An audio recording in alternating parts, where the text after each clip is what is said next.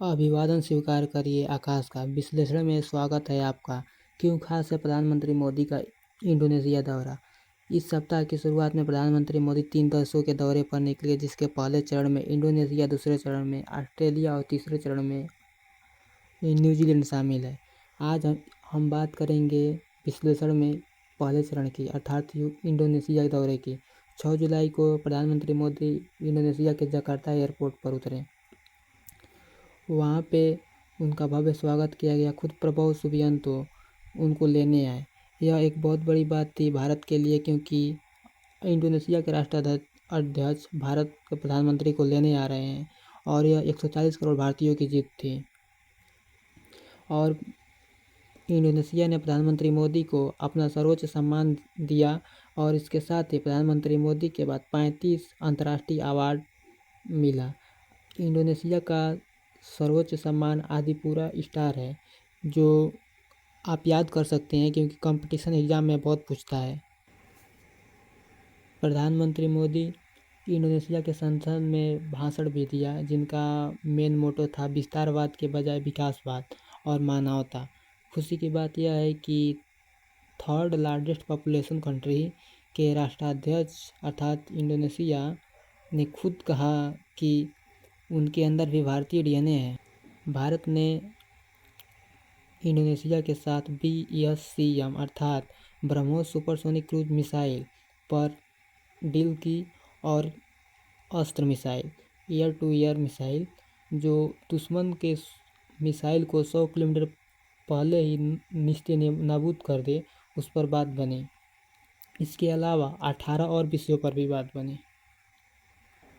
सबसे इम्पोर्टेंट बात सवांग पोर्ट पर बात बनी, जो भारत के ग्रेट निकोबार से मात्र 160 किलोमीटर दूरी पर है।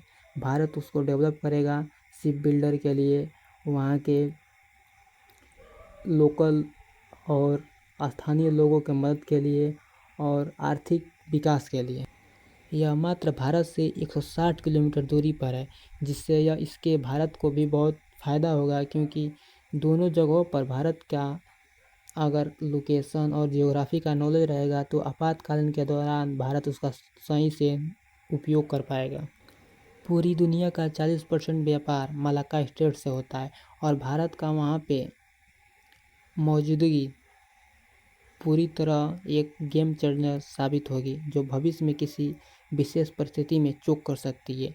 और भारत का पड़ोसी देश चाइना, जो भारत की ज़मीन को कब्जा किया हुआ है और आए दिन अरुणाचल प्रदेश को अपना अभिन्न अंग बोलता है, उसके लिए यह एक मुंह पे चोट है, जो यह बतलाएगी कि चाइना अगर भविष्य में हमसे टकराता है तो उसे बहुत बड़ी हानि होगी, क्योंकि उसका 80% व्यापार उसी मलाक्का स्ट्रेट से होता है। और साउथ चाइना सी, जो यह एक इम्पोर्टेंट जगह है चाइना के लिए, जहाँ पे अधिक मिनरल हैं, रिसोर्सेस हैं और चाइना के लोग बहुत ज़्यादा समुद्री जीवों को खाते हैं और वहाँ से साउथ चाइना सी से वह प्राप्त करते हैं।